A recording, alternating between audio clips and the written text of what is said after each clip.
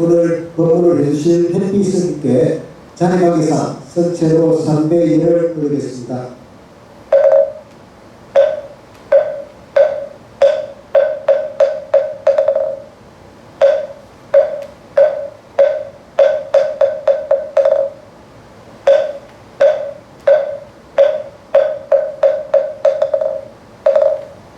모두 자리에 앉아주시기 바랍니다. 안녕하셨어요. 날이 많이 더운데 어쩌다 보니 세상이 많이 더워졌습니다. 제가 가끔 여러분들께 소개해드리는 경이지만 시와가경이란 경이 있어요.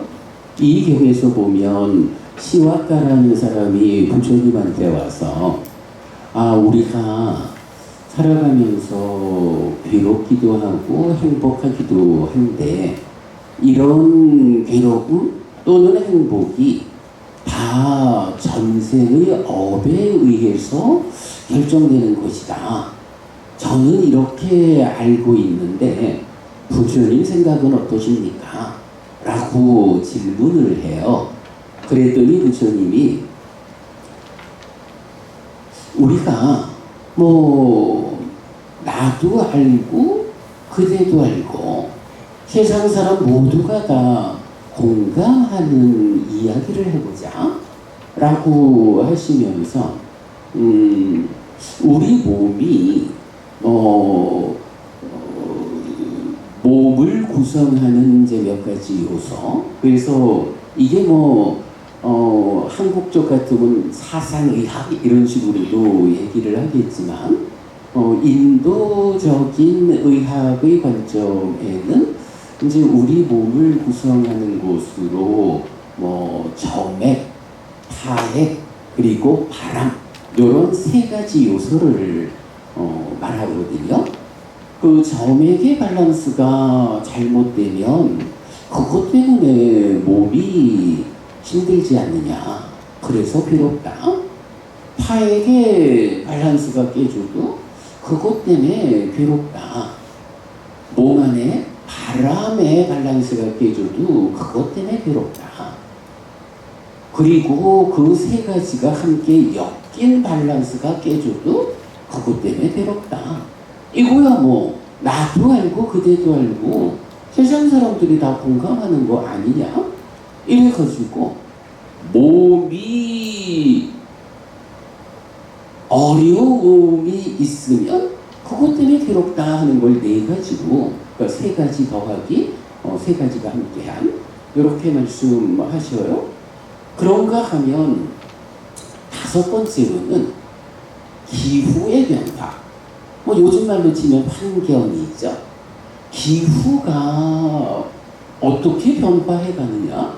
사실 기후라고 하는 거는 인간이 좀 덜 춥고 덜 덥고 적당히 따뜻하면 좋겠어요? 하늘이시여?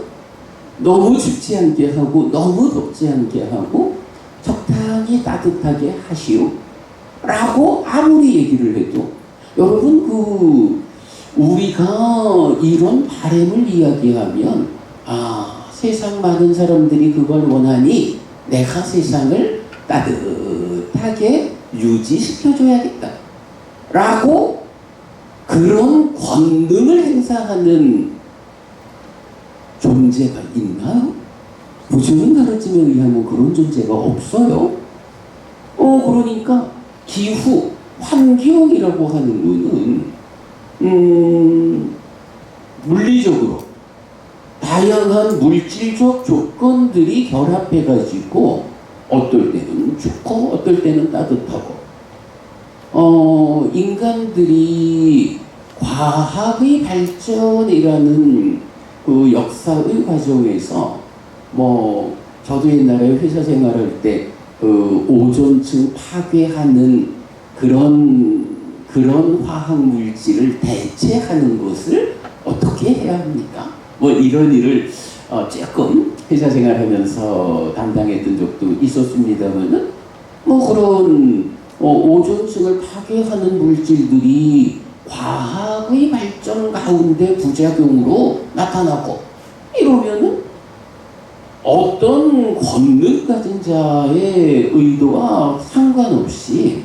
그냥 물질적 조건들의 결합 관계에서 오존층이 파괴되면서 날씨의 문제가 생겨요. 이제 이런 누가 의도하지 않는 가운데 이런 물질적인 자연적인 기후의 변화라는 것에 의해서 우리가 괴롭기도 하고 행복하기도 하고 그렇다. 그런가 하면 여섯 번째로는 내가 마음을 어느 쪽에 집중하느냐, 내 마음이 주로 어느 쪽을 향하느냐에 따라서 우리 사회에서 대표적으로 술로 마음이 많이 향하는 사람이 있어요. 그러면 대개의 경우는 술로 마음이 지나치게 집중되었다, 끌려갔다, 관심이 거기로 향한다 라는 것 때문에 그 부작용으로 삶을 실패하기 마련이죠. 요즘 그런 거 많잖아요. 마약이라는 것도 그렇고 게임에도 또 아이들 빠져가지고 그런다거나 굉장히 많은 경우 내 마음이 지나치게 한쪽으로 끌려가 있는, 주의가 집중되어 있는 이런 문제가 괴로움을 주기도 하고, 또는 그 반대로 우리가 부처님 가르침을 배워가지고 삶을 양성하자, 이런 쪽으로 마음이 많이 집중되어가지고 가족과 더불어 생계, 경제 활동을 하는 제가자의 입장에서도 이런 기본적인 할 일 위에서 부처님을 따라가자, 이렇게 마음이 집중되면 술 마시는 쪽으로 따라가는 마음을 가진 자하고 부처님 가르침을 배워 알고 실천하자 하는 쪽으로 마음이 따라간 사람하고 누구가 괴롭고 누가 행복하겠어요? 뻔한 거잖아요. 그게 이제 여섯 번째예요. 그리고 일곱 번째로 의도하지 않아도 갑작스럽게 찾아오는 일들이 있다. 사실 여러분, 우리가 몸이라는 요소를 갖고 있어요. 몸하고 마음이 함께해서 나라는 존재로 살아가잖아요. 이 몸 때문에 우리가 만나야 하는, 마주쳐야 하는 일들이 참 많아요. 때로는 전혀 의도하지 않고, 전혀 기대하지 않고, 예상하지 않았던 일들이 불현듯 부딪혀와요. 왜 그러냐 하면 이 몸과 함께 살아가다 보니까 똑같이 몸으로 구성된 많은 존재들, 세상과 부딪히면서 살아야 되는데, 이 세상이라고 하는 것이 그저 내가 원하는 만큼 원하는 대로 생겨 먹지를 않았잖아요. 그러다 보니까 나는 참 다른 방향을 잡아서 노력하고 살고 있는데, 때로 보면 갑자기 길 가는데 차가 쫓아와가지고선 부딪혀가지고 죽기도 하고 다치기도 하고, 그뿐인가요? 그 말고도 얼마나 많은 경우로 몸에 제한된 삶이라는 것 때문에 세상에 부딪혀와가지고 갑작스러운 일을 당하나요? 그런 갑작스러움 때문에 괴로움을 겪기도 하고, 또 그것 때문에 행복할 수도 있죠. 이게 일곱 번째예요. 그리고 여덟 번째가 이제 시와카가 질문한 전세계 업이 결정한다지요? 라는 요 부분에 대해서 전생의 업도 지금 나의 괴로움과 행복을 결정하는 하나의 조건으로 참여한다. 이렇게 말씀하시거든요. 그래서 보면 시와가라는 외도는 전생의 업이 모든 것을 결정하지요 라고 자기 생각을 말하지만 부처님은 이거 나도 알고 그대도 알고 세상 사람 모두가 공감하는 이런 요소들을 따져보니 말하자면 8가지 조건 중에 전생에 참여라는 거는 하나밖에 안 돼요. 그러면 나머지 몸과 관련한 4가지, 그리고 기후의 문제, 주의 집중의 문제, 갑작스러움의 문제, 이 3가지 합해서 7가지는 이건 전생 이야기가 아니에요. 과거 얘기가 아니에요. 지금 이 몸으로 살아가고 있는 금생의 조건들이라고요. 여기에서 우리가 딱 알 수 있죠. 아, 부처님은 우리가 전생의 업을 이어가지고 살아가기 때문에 그 전생의 영향을 받는다라는 것을 말한다. 그러나 그것이 다는 아니다. 오히려 7대 1의 비중으로 지금 내가 괴로울까 행복할까 이것을 결정하는 것은 현재다. 지금 내가 어떻게 살아갔냐 하는 것이 지금 내가 괴로운지 행복한지를 결정한다. 이렇게 말씀하시는 거예요. 자, 그런가 하면 사실은 또 그것도 있죠. 우리가 전생의 업에 영향을 받는다 라고 하는 이것도 따지고 보면 지금 전생의 업에 영향을 받으면 지금 짓는 나의 업, 나의 지금 행위는 어떻게 되나요? 다음 생에 영향을 주는 거예요. 그죠, 여러분? 사실은 이런 점을 보는 건 굉장히 중요해요. 어쨌든 부처님은 지금 현재를 중심으로 우리를 이끄신다. 그러나 이 현재 나의 삶이 지금의 행복만 가져오는 것으로 끝나지 않고 이것이 그대로 다음 생에 나의 삶의 질을 결정한다. 내가 금생에 이렇게 살아가는 이 업을 이어가지고 다음 생에도 똑같이 살아가야 한다면 다음 생의 삶에도 이게 8분의 1의 비중으로 참여한다면 지금 나는 어떻게 살아야 할까? 아, 지금 내가 악업을 지으면서 산다라고 하는 것은 그 악업에 따라서 지금도 괴로울 건데 이게 한평생 괴로운 삶으로 끝나지 않고 다음 생까지도 괴로움으로 이끄는 거다. 심지어는 지금 업이 나쁘면 아예 인간으로 태어나서 어찌 해볼 이런 기회조차도 가지지 못하게 지금 나의 악업이 나를 지옥에 태어나게 하고 축생에 태어나게 하고 아귀에 태어나게 하고 이런 결과를 가져오잖아요. 그래서 정말 부처님 가르침에서 우리가 놓치지 않아야 하는 것, 나라는 중생이라는 존재가 누구냐? 업을 잇는 자다. 지금 나의 업을 이어가면서 살아서도 변화하고 지금 나의 업을 이어가지고 다음 세상에 그 업이 이끄는 힘으로 지옥에 태어날 수도 있고 하늘에 태어날 수도 있고 인간으로 돌아올 수도 있고 업을 잇는 자, 업 짓는 자인 내가 주인공이고 주인공인 나는 내가 짓는 업을 이어가면서 변화한다. 회장님, 행복하려면 그럼 어떻게 해야 돼요?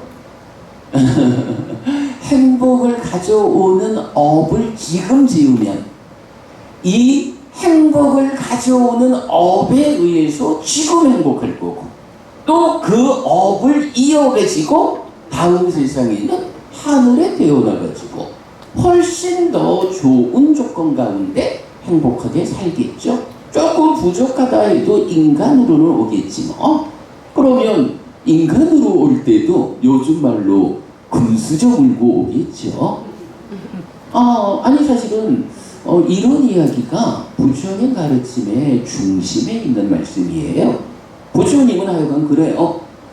중생이란 존재 또는 나는 누구냐 이런 말을 할 때 업을 잇는 자가 내가 행하는 그 업을 이어가면서 변화하고 삶이 결정되고 다음 생도 결정된다. 우리가 공덕을 지어야 합니다 라고 말하고 10악업은 피해야 하고 10선업은 적극 실천해야 하고 이렇게 말하는 이유가요, 업 짓는 자가 나거든. 내가 바로 내 업의 주인공이잖아요. 그런데 이 업 짓는 자인 내가 변화하지 않는 고정된 주인공, 힌두교가 말하는 아트만 이런 존재가 아니라 내가 업을 어떻게 짓느냐 하는 것을 이어가면서, 달리 말하면 삶의 과정을 누적하면서 변화하는, 그 변화하는 주인공이 나거든요. 이게 힌두교와 불교의 차이거든요. 변화하는, 아트만 아니요, 무아요. 무아라는 이런 원리 안에서 나의 삶을 이어가면서 변화하고 죽어서는 하늘에 태어나고, 그것 때문에 우리가 악업을 피하고 선업을 짓는, 공덕을 짓는 이런 일을 하는 거잖아요. 그래서 저는 이제 그 표현을 잘 쓰죠. 과도보도 괴로움이어서 지옥으로 이끄는 10악업은 피해야 합니다. 과도보도 행복이어서 하늘로 이끄는 힘을 가지는 10선업은 적극 실천해야 합니다. 이게 여러분 부처님 가르침의 중심이에요. 업이라는 것. 하여간 부처님, 너는 누구냐? 업을 잇는 자다. 여러분 우리가 주인공이어요. 그래서 내가 어떤 행위를 하느냐, 어떤 업을 짓느냐 하는 업의 주인공, 행위자로서 내 행위의 결과를 책임져가면서 변화한다. 12연기도 사실은 이걸 말해요.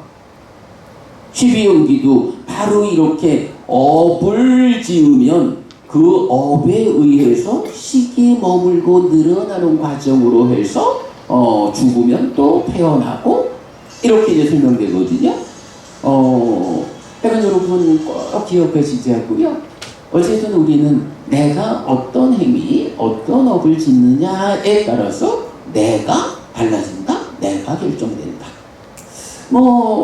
이 자리에 계시는 이제 저도 어느새 이제 나이가 제법 들어가지고 자꾸 얼마나 더 살다 죽을까 하는 생각을 하게 되는데, 다행히 출가해서 부처님 가르침을 공부하는 사람으로 살고 있다 보니까 그래도 계속 공부하는 업을 이어서 공부가 이끄는 대로 좋게 변화하고, 그러다가 살아서 공부가 완성돼 깨달아서 아예 윤회에서 벗어나면 좋겠지만 거기까지 미치지 못한다 하면 이 공부를 이어가는, 공부하는 업을 이어서 변화하다가 죽으면 공부가 이끄는 대로 하늘에 태어날 거예요.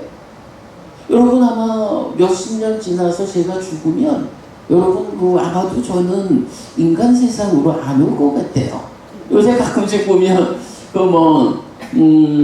출가자가 한국이든 외국이든 출가자가 죽은 다음에 다시 인간으로 돌아오는 이야기를 많이 보는데, 제가 부처님 가르침을 공부하는 바에 의하면 저는 제가 중간에 정말 커다란 어리석음에 부딪혀가지고 공부를 포기하고 딴 길로 가지 않는 한 저는 아마 인간으로 돌아오지는 않을 거라고 자신해요. 하늘에 태어나겠지요. 근데 또 보면 재밌는 게요. 이런 이야기도 있어요. 깨달으려면 인간으로 태어나야 한다. 하늘이란 세상은 너무 행복해서 깨달으려면 괴로움을 경험해야 괴로움이 싫어가지고 깨달아야겠다 이런 마음을 먹는데 하늘에 태어나면 깨달을 수 없다. 인간으로 태어나야 한다. 이런 이야기를 많이들 하는데요. 근데 부부님 이게 사실은 고개를 끄덕일 일이 아니에요. 경에서 보면요. 하늘에 태어난 신들을 구분해줘요. 어떤 신은 부처님 법 아닌 외도의 법에 의해서 하늘에 태어나는 신들이 있어요. 여러분이 오해하시면 안 되는 게 하늘에 신으로 태어나는 길이 불교만 있는 건 아니에요. 불교는 왜 차별되냐 하면 하늘에 태어나는 것을 넘어가지고 완전히 몸에 구속된 중생이라는 이 윤회하는 삶에서 벗어나서, 즉 깨달아 윤회에서 벗어난다. 열반을 실현한다. 불사가 실현된다. 이런 완성된 결과를 얻을 수 있는 길은 불교밖에 없어요. 불교가 가장 위대하고 뛰어나다라는 것은 이렇게 중간의 과정에 있는 하늘의 태어남으로 이끄는 그것 때문이 아니에요. 하늘에 태어난 사람들 가운데, 신들 가운데도 어떤 신들은 하늘에서 살다가 수명이 다 하면 죽어야 되잖아요. 신들도 죽거든요. 그러면 그 죽은 다음에 인간으로 사는 동안에 그래도 공덕을 지어가지고 하늘에 태어났는데, 하늘에 태어나서 살아가는 동안에 거기서 또 거기대로의 삶이 있겠죠? 거기서 만약에 공덕을 더 짓지 못하고 만약에 거기서 악업을, 하늘의 악업이 어떤 식으로 되는지까지 제가 몰라요.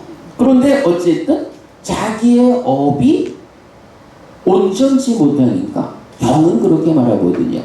외도의 방법으로 하늘에 태어난 신들은 거기서 수명이 다하면 떨어질 수도 있다.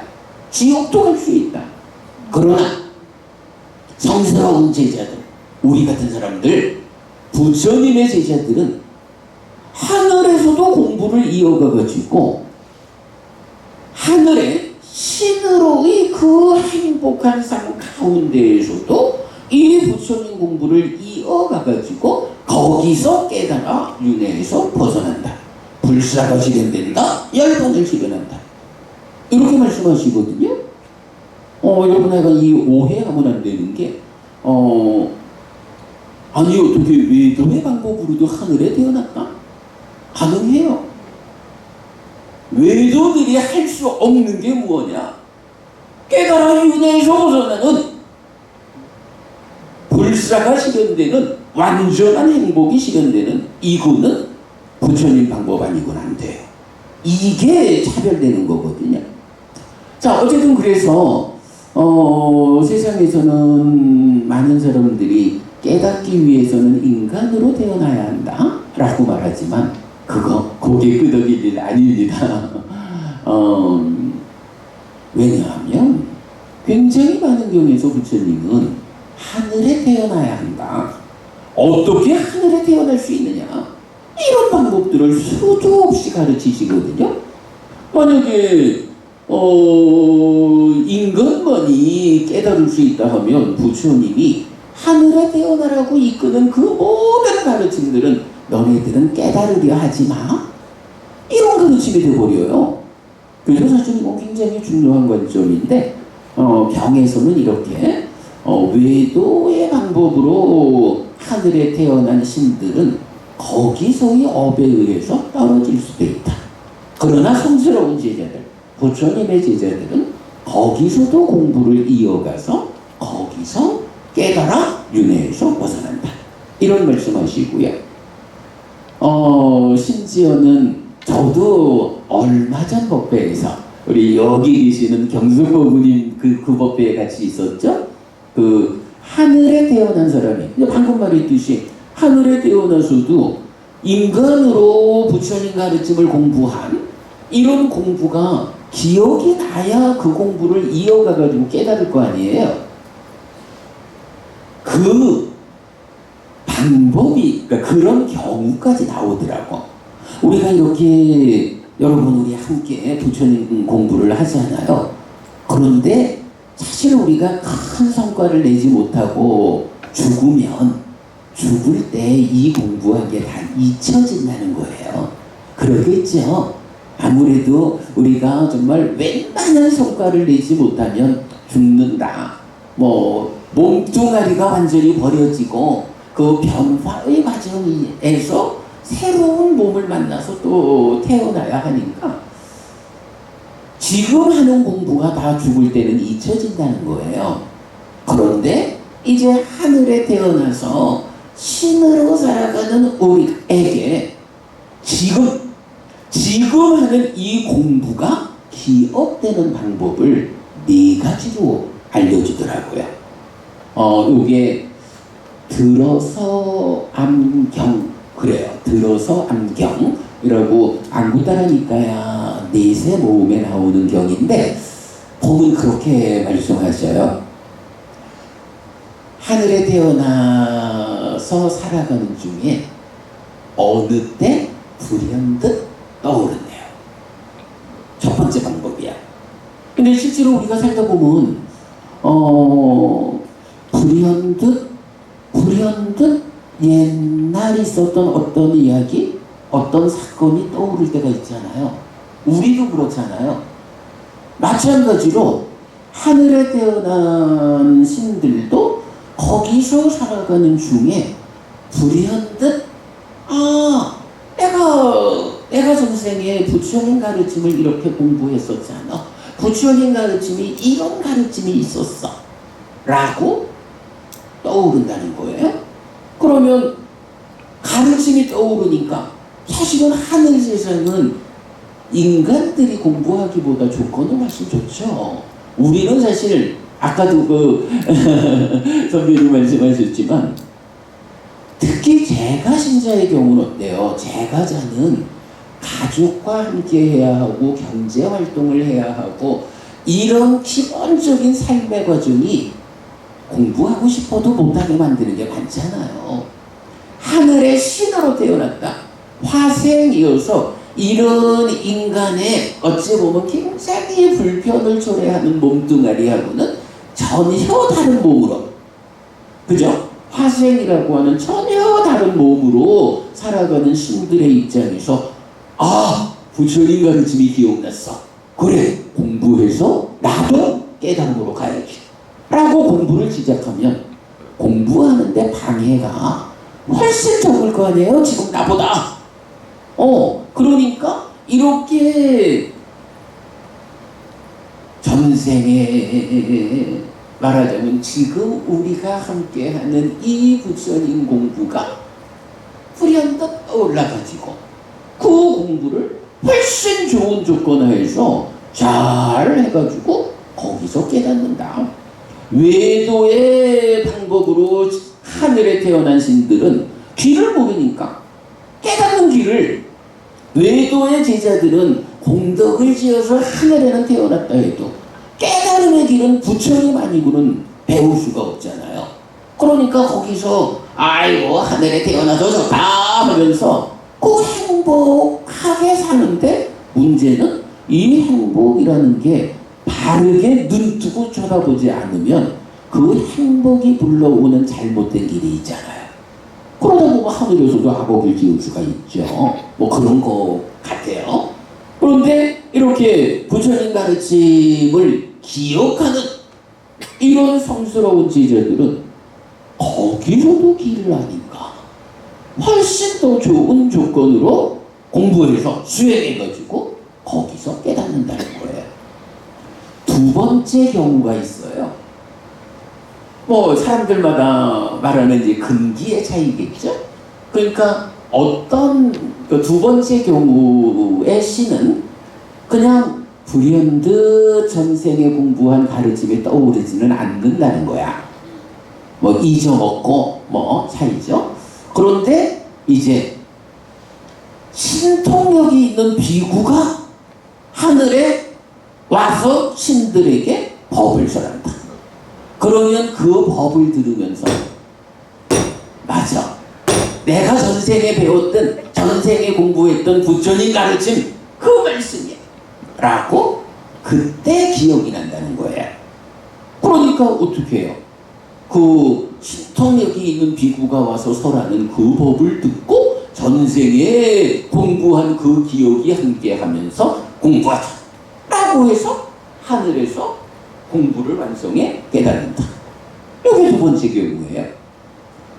세 번째 경우는요, 사실은 또 신통력이 있는 비구가 하늘에 온다라는 게 뭐 그것도 확률이 많지는 않겠죠. 그런데 이제 보면 우리도 우리 곁에 공부한 사람이 있으면 우리 곁에 공부한 사람이 자, 내가 부처님 가르침을 설명하겠습니다 하고 설명하면 그거 그 공부를 통해서 배우잖아요. 마찬가지 신들의 삶에서도 어떤 신이 부처님 가르침을 설한다. 그러면 그 가르침을 들으면서 아 맞아, 내가 전생에 공부했던 그 말씀이야 라고 기억이 나면서 그 공부를 이어가서 깨달아 윤회에서 벗어난다. 이렇게 말씀하시고, 이제 마지막 네 번째가 또 재밌어요. 신들이 이렇게 이제 같이 있는데 이제 그 중에 좀 먼저 눈뜬 신이 있겠죠. 어떤 신이 와가지고 여보시오, 나를 기억하겠어? 내가 당신하고 전생에 이렇게 함께 공부했던 도반이었잖소. 그래서 우리가 함께 공부하던 그 시절에 이러이러한 부처님 말씀을 공부했잖소 라고 말을 해주는 거야. 그러면 그때 맞아 기억합니다. 네, 기억이 납니다. 그래요, 당신이 바로 전생에 나의 도반이었습니다. 기억나고, 그래요, 그때 우리가 이런 공부를 같이 했죠 라고 지금 하는 공부가 거기서 또 기억이 난다는 거예요.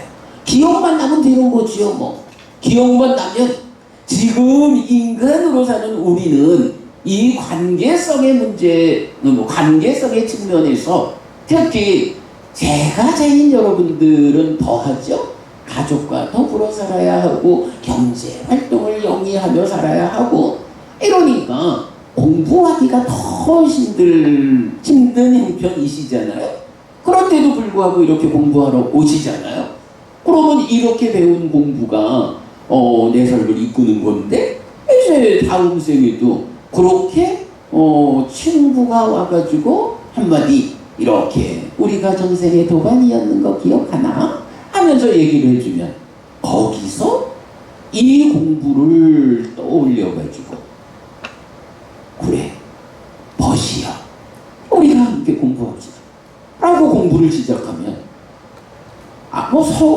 신들의 삶에 대해서 제가 정보가 잘 없어요.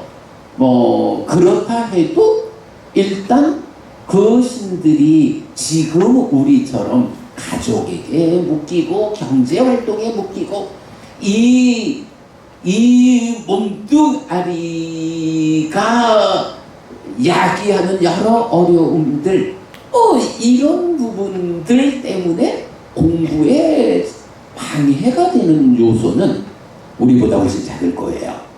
그러니까 신들이 기억났어 라고 부처님 가르침을 떠올리는 순간 우리보다 깨달을 수 있는 확률이 훨씬 커지겠죠. 요렇게 들어서 안경에서 죽을 때 다 잊어먹고 가는 이 공부를 어떻게 신으로 태어난 그 삶에서 떠올려가지고 공부를 이어가나 하는 것을 직접 말씀하시거든요. 그래서 여러분 우리가 이런 부분은 정말 잘 생각해야 해요. 지금 우리가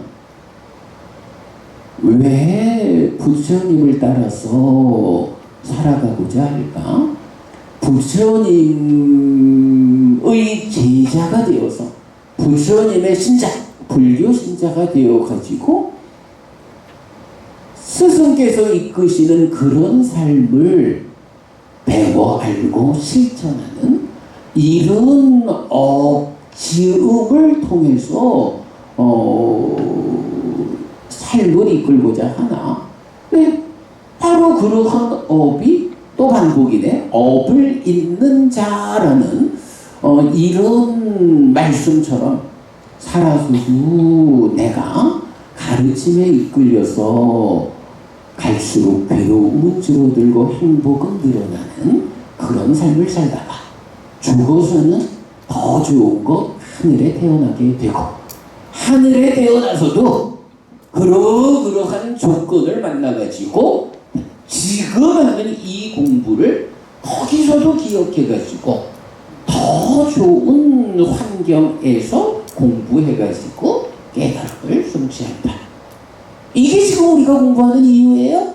단절되는 거 아니에요? 죽을 때 뭐 한순간 잊어지지만 우리가 공부하는 이 힘이 다음 세상에서도 나를 또 일깨워서 이런 공부를 기억해 하는 거예요. 저기 우리 연세 높으신 아버님들, 보살님들 굉장히 좋지요? 이게요, 내가 연세가 높으시다라는 게 내가 부처님 공부를 해온 세월이 길어. 너네 조금 젊다고 나 우습게 보지 마. 내가 너네들보다 공부한 게 더 많어. 이래 할 수 있어요? 그러면 젊은 사람들이 에이 엄마는 나보다 일찍 돌아가실 건데 라고 그냥 농담처럼 말할 수 있어요.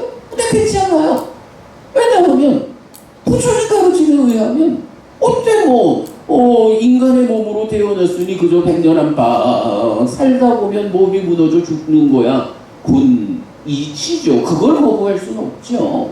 그러나 이렇게 죽는다고 해가지고 내가 한평생 정말 번호사 같은 이런저런 다니면서 이렇게 공부를 한 한평생의 힘이 있는데 그 힘이 없어지는 게 아니란 말이에요.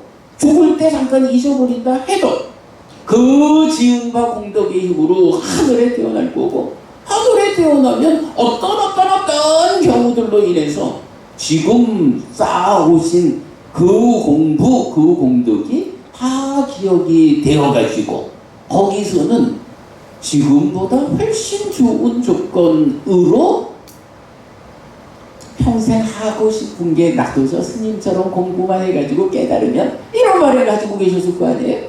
이 지금은 못해도 하늘에 태어나가지고 그 일을 할 수 있는 거예요. 전혀 지금 공부가 지금 내가 평생 절에 다니면서 쌓아온 이 공부, 이 공덕이 쓸모없는 거 아니란 말이에요.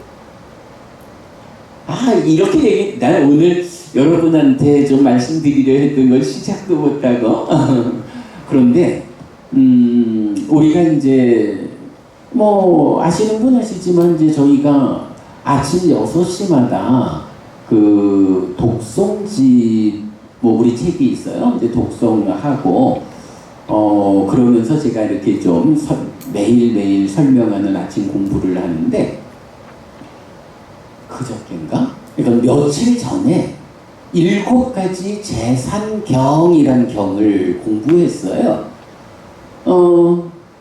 7가지 재산이 뭐냐 하면 믿음, 정진, 희비, 오따빠 아니다.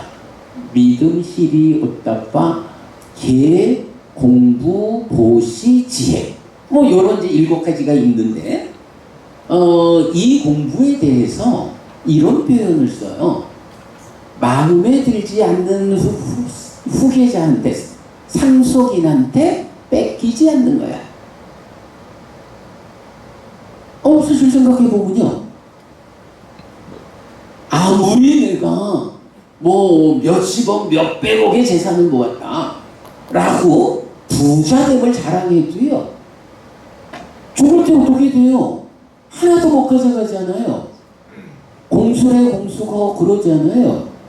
그거를 표현을 좀 다르게 하면 그나마 아이고 우리 자식들이 참 나한테 잘해 이뻐 이러면 그나마 다행인데 부모 재산만 이게 좀 안 좋은 표현이지만 좀 빨리 죽고 나한테 좀 유산을 빨리 주지 이러는 자식들도 사실은 뉴스에서 보잖아요. 뭐 예를 들자면 이렇게 마음에 들지 않는 상속인이 있는 거야. 근데 마음에 들지 않아도 죽을 때는 어떻게 해요? 내가 가지고 갈 수 있어야 너 마음에 들지 않으니까 유산 안 줘? 이럴 텐데 가져갈 수 있는 게 하나도 없잖아요. 그러니까 평생 모은 재산을 마음에 들지 않는 상속인한테 뺏기는 거예요. 그러니까 뺏기고 가는 거예요. 이제 이런 표현인 거예요. 그런데 이제 7가지 재산, 좀 전에 말씀드린 이거는 마음에 들지 않는 상속인한테 뺏기지 않는 재산이라는 거예요. 달리 말하면 뭐예요? 한평생 내가 모은 이 재산을 죽을 때 가져간다는 거잖아요. 그죠? 죽을 때 가져간다는 거. 사실 이제 공수래 공수거라는 말을 많이 해요. 아까 선배 법우님 물질, 그러니까 과학과 불교 이런 말씀을 이제 아까 언뜻 하셨었는데 이런 생각을 할 수 있어요. 공수래 공수거, 빈손으로 왔다 빈손으로 간다. 어때요? 빈손으로 왔다 빈손으로 가는 게 맞나요? 맞는 것 같습니다. 맞는 것 같죠? 근데 저는 100점짜리 답은 아니라고 생각해요. 맞기는 맞겠지 뭐. 우리 눈에서 분명히 볼 수 있잖아요. 분명히 뭐 응애하고 태어날 때 뭐 동전 한 입으로도 안 들고 오잖아. 빈손으로 오는 거야. 죽을 때도 하나도 못 가져가니까 빈손으로 가는 거야. 그래서 공수래 공수거 하는데 문제는요. 원래 우리가 부처님을 만난 게 참 천만다행이라. 부처님은요, 나는 누구인가? 라고 말할 때, 뭐 이제 이게 표현이 있지만 그 중심에서 무슨 말씀을 하시냐면 오치온이 나다. 이렇게 말하거든요. 오치온이라는 게 뭐예요? 색수상행식 오온에 집착해서 어떻게? 이 색수상행식 오온을 내 거요, 나요, 나의 자요 이렇게 집착을 하면 그 집착 때문에 자기화돼가지고 내가 돼버린다는 거거든요. 나를 구성하는 거는 그래서 색수상행식 5가지 요소 이렇게 표현하는 거예요. 이거 여러분 반야신경에서 조견 오은계공 도일체고액 사리자 색불이 공공불이색 색주시고 공주시색 수상인식 역구여식. 요게 색과 공만 말하는 게 아니라 수상인식 역구여식. 수상인식도 똑같아. 이렇게 말하잖아요. 색수상인식 오온이라는 5가지가 나를 구성하는 요소라. 그러면요 법우님 공수래 공수거가 맞잖아. 이 맞다라는 것이 뭐 인간으로서 뭐 당연히 인간 세상이 그런데 그러면 이런 점은 어떨까요? 법우님은 오실 때 몸만으로 오셨을까? 복도 가지고 온 것 같습니다. 응? 복도 같이 가지고 온 것 복. 같습니다. 네. 그렇죠. 그러니까 몸으로 응애하고 태어나지만 네. 그 부모님이 DNA로 이렇게 만들어주신 그 몸만 가지고 나라할 수는 없는 거야. 왜냐하면 부처님이 내가 누구라고요? 수상행식 오온이라는 5가지 요소가 함께 해가지고 내가 되잖아. 네. 공수래 빈손으로 왔어 이렇게 말하려면 지금 부모님 말씀하시듯이 복이라든가 업이라든가 이런 다양한 것들 다 관계없고 오직 몸뚱아리만으로 왔다. 이렇게 보면 분명히 아이들은 동전 한 개 만들고 온다고요. 공수래가 맞아. 몸뚱아리만으로 나요 라고 정의하고 보면 죽을 때도 한 푼도 못 갖고 가고 다 마음에 들지 않은 상속이라는데 뺏기고 가야 된다고요. 그런데 이렇게 공수래 공수거를 말하는 세상의 가르침, 물론 그렇다고 공수래 공수거가 나쁘다는 얘기는 아니에요. 우리가 살아가면서 지나치게 이 물질적인 삶, 재물 여기에 집착해가지고 욕심 부리고 죄를 짓고 이래 하니까 가져가는 거 하나도 없어. 너무 돈도 나지 마. 이렇게 우리 세상, 우리 인간들의 사회를 또 나름대로 이게 제어하는 그런 가르침이죠. 그걸 나쁘다라고 말하는 건 아니고요. 그러나 나쁘지 않다 해가지고 그게 100점은 아니란 말이에요. 부처님은 분명히 나쁜 것, 부정적인 것도 방어하는 가운데에 좋은 것, 긍정적인 요소들을 극대화해가지고 더 좋아지게 하는 가르침을 설한단 말이죠. 그게 발전이잖아요. 그러면 공수래 공수거는 어쨌든 물질이라는 오온 중에 하나, 색이라고 하는 관점에서만 보면 만든 거예요. 그런데 나는 누굴까? 라고 보면 이렇게 수상행식은 어때요? 색 아닌 거잖아. 비색이라고요. 나라는 존재는 색으로만 오는 게 아니라 색 아닌 것이 함께 해가지고 나를 구성해서 오는 거예요. 그래서 우리가 지난번 윤회 이야기 때도 말씀드렸지만 태어남이라는 게 뭔가요? 부모님이 만들어주는 몸에다가 색이죠. 거기에 나의 전생의 몸이 무너져 죽은 뒤에 무명과 할애를 해소하지 못하고 몸이 무너지면 몸으로 간다 라는 성전 말씀이 제가 소개해드렸잖아요. 그렇게 전생에서 이 마음이 온 거라고요. 그러면 내가 태어났다라고 할 때 공수래라고 말을 하자면 딴 건 다 모르겠고 오직 나는 몸으로만 색으로만 정의되는 존재요. 이런 이야기가 된다고요. 그런데 이제 우리가 눈을 떠가지고 그렇지 않습니다. 나는 오직 색으로 구성된 물질만으로 구성되는 존재가 아니라 물질 아닌 거 수상행식이 함께한 특히 식이라는 이 마음이 전생에서 직접 찾아온 이런 존재요. 나는 오온 오지온이요 라고 보면 정말로 내가 올 때 빈손으로 왔을까? 따져볼 수 있잖아요. 나는 빈손으로 온 건 아니다.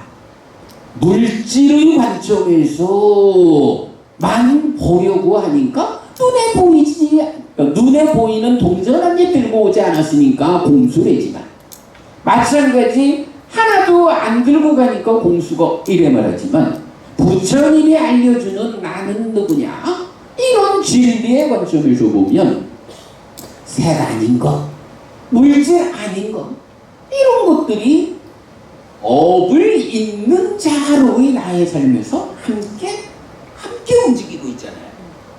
그죠? 그렇게 올 때도 물질 아닌 것으로의 전생의 업, 전생의 지음. 여러분들이 지금 사람 몸으로 태어나 있는 게 뭡니까? 다 그래도 전생에 지옥 갈 만큼 축생으로 아비로 갈 만큼 나쁜 업을, 악업을 많이 짓지 않았기 때문에 악업보다는 선업에 치우친 전생을 잘 살아냈기 때문에 인간 몸으로 오신 거잖아요. 그냥 뭐 엄마 아빠가 DNA 결합해가지고 만들어줬기 때문에 온 거요? 아니라고요. 그 몸에 내 전생의 업을 이어가지고 찾아온 이 시기 함께해서 나가 되었다고.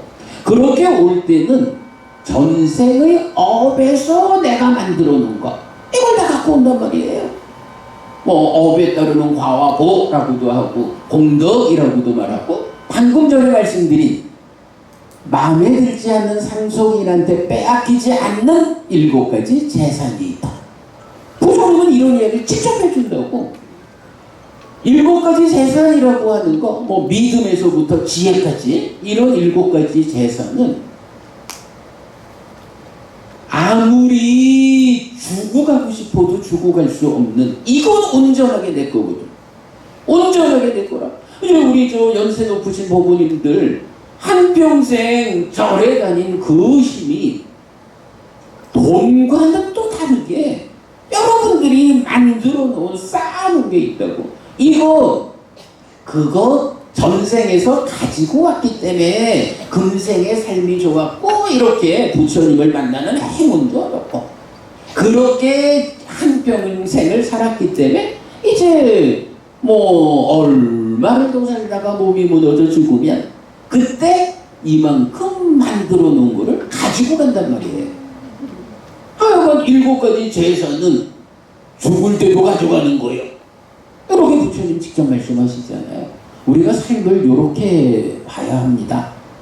그러면 다음 생에 이 훌륭한 업의 결과로 하늘에 태어나서 신이라고 불리면서 행복한 가운데 지금 공부한 것을 또 떠올려서 또 기억해가지고 거기서 공부를 이어가고 완성해서 깨달아 윤회에서 벗어난다. 이게 부처님이 알려주는 우리 삶의 이전표라고. 우리 삶이. 제가 사실 오늘이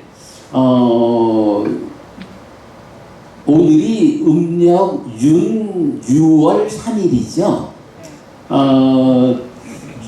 윤달이 뭐 가끔 오는 데다가 특히 이제 저한테도 뭐 카톡으로 오기를 음력 6월이어서 생전 예수제를 지냅니다. 뭐 이제 이런 안내들이 왔어요. 그래서 이제 제가 오늘은 여러분께 예수제, 생전 예수제라는 것을, 예수제가 무엇일까? 그러면 이 생전에 미리 닦는 일은 어떻게 해야 할까? 사실은요, 여러분, 예수제가 나는 최근에 생긴 건 줄 알았더니 조선시대부터 있었더라고요. 한국 불교를 대표하는 3가지 제 중에 하나다. 이렇게 이제 뭐 위키 백방 뭐 이런 데 이제 다 나오고 그래요. 그래서 이제 그 관계된 내용을 좀 이제 여러분 적어서 드렸는데, 그 이야기는 오늘 좀 생략하고 오늘은 이렇게 어불이 있는 자로서 이런 말씀을 드렸습니다. 2가지를 연결해서 보면요, 어떤 것이 예수 미리 닦는 일이냐라고 하면, 아마도 조선시대쯤에는 그 먹고 살기 힘든 그 가난이 우리가 정말 평생 한 번도 보시라는 이런 공덕행을 행하기 어려웠던 민간의 삶이 있었을 거예요. 그러니까 절에서 어떤 일을 합니까? 자, 윤달이라도 한 번씩이라도 절에 와서 보시하. 여러분들이 이렇게라도 보시하지 않으면 어떻게 삶을 감당하게 되냐? 당연히 절이, 스님들이 이끌어야 하는 일이 그렇게 예수제라는 이런 형식으로라도 절에 와서 보시하라. 그래서 하늘에 태어나는 씨앗을 뿌려라. 이렇게 출발한 것 같고요. 그래서 저는 이번에 예수제를 정리하면서 정말 중요하고 꼭 필요한 일을 한국의 절에서 스님들이 예수제를 주관해주고 있다. 참 고마운 일이다 생각이 들고요. 그럴 때에 우리가 예수제에서 보시하는 일도 중요하고, 그런가 하면 이 미리 닦는 예수제의 좀 더 근본적인 측면까지를 보자면, 사실 제가 지금 말씀드린 것, 우리가 업을 잘 지읍시다. 업을 잇는 자입니다. 이 업을 이어서 하늘에 태어나야 합니다. 살아서도 행복해야 합니다. 이런 이야기가 결론이 뭐예요? 내가 지금 이런 가르침에 따르는 바른 업을 지어내면 이것이 살아서 나를 이끌고 죽어서는 하늘로 이끕니다. 죽어서 하늘로 이끈다라는 이게 뭐예요? 말 그대로가 예수거든요. 미리 닦아서 다음 생을 확보하는 것. 여러분, 저는 요번에 오늘 여러분 말씀드리려고 예수제라는 것을 좀 조사를 해봤는데, 한국 불교가 가지는 참 좋은 전통이고, 되도록 여러분 예수제를 통한 그 도시행의 참여, 이런 부분에 적극적으로 함께할 필요가 있다 싶고, 또 그보다 더 포괄적이고 근본적으로는 세 가지 공덕행의 토대가 있잖아요. 보시와 오계와 수행. 이렇게 가르침을 공부하는 일을 통해 가지고 나를 살아서 행복하고 죽어서 하늘로 이끄는 이런 일을 하는 것 자체가 우리의 불교 신자로의 바른 삶 자체가 예수제를 지내고 있는 것이다. 네, 이렇게 오늘 계획되지 않은 이야기 이렇게 마무리하도록 하겠습니다. 고맙습니다, 여러분. 행복하십시오.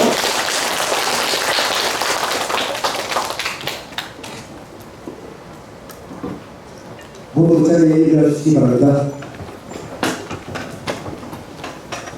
오늘 우리에게 도움을 해주신 특별선생님께 선처로 1대1을 올리겠습니다.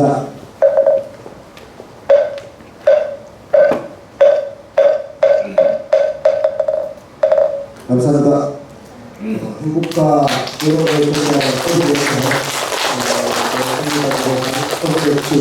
특별선생님께 다시 한번 큰 박수를 부탁드리겠습니다.